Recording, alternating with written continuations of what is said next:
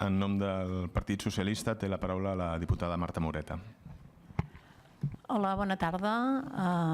Bé, abans de començar, agrair la presència de la directora general d'Igualtat per les seves explicacions. De fet, és la segona vegada que la sentim ja en poc temps i, per tant, la informació que avui ha donat, que ha set ràpida per al temps d'intervenció, no ha aportat gaire res més de la informació que ja havíem tingut fa unes quantes setmanes. Jo agraeixo especialment una cosa, i és que vostè ha començat dient que aquesta llei fa 2 anys ja que la tenim i que de fet no hem fet prou. I ho agraeixo perquè realment és així, creiem que és així. Creiem que anem tard i hem fet poca cosa. Podíem haver avançat i realment ens hem quedat a les beceroles i, per tant, hem de fer un treball molt més intens i destinar molts més esforços a tirar endavant una llei que ja fa 2 anys que s'ha aprovat. Vostè ha parlat de diverses coses, de temes de formació. També voldria incidir en aquest tema perquè realment és important tot el tema de formació en els centres escolars. És evident que aquest any tots els centres escolars tindran el protocol contra l'assetjament d'escolars a l'escola per al tema de bullying, però no creu que potser aquest protocol hauria d'haver estat ja fa molt de temps a totes les escoles?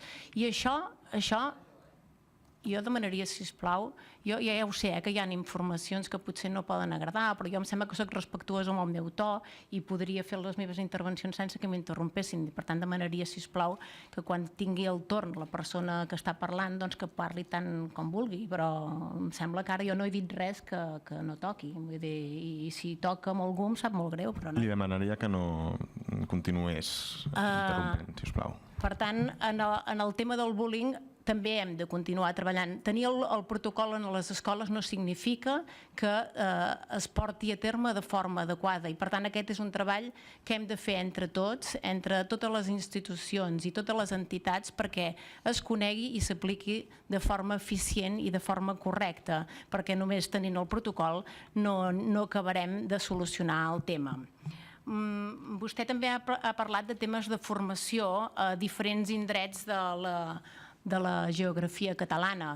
A mi m'agradaria saber en quins llocs de Catalunya s'ha fet aquesta formació específica de l'administració, perquè ha parlat de Barcelona, però de les diferents Lleida, Tarragona i Girona, en aquests moments, a quins llocs s'ha fet? M'agradaria saber, és una de les preguntes que m'agradaria que es pogués respondre. També m'agradaria dir quin és el pressupost que la seva direcció general creu que seria important tenir per al proper pressupost que s'aprovarà aquí. I, per tant, si han comptabilitzat com hauria d'augmentar aquest pressupost en tant per cent, si no està comptat, si vostè sap quan augmentarà de forma específica. Per tant, és una altra de les preguntes que m'agradaria saber. I una altra cosa que vostè va comentar fa unes quantes setmanes, ens va dir que el decret del Consell Nacional, que en aquest moment no es reuneix perquè es va acabar el 2015 i que en aquest moment no s'està reunint, m'agradaria saber aquest decret que fa un parell de setmanes, jo diria que fa un parell de setmanes que ens vàrem reunir, que va dir que estava de forma imminent, que sortiria de forma imminent el decret. Bueno, de forma imminent m'agradaria que es pogués especificar quan és, perquè portem 2 setmanes i de moment el decret no ha sortit.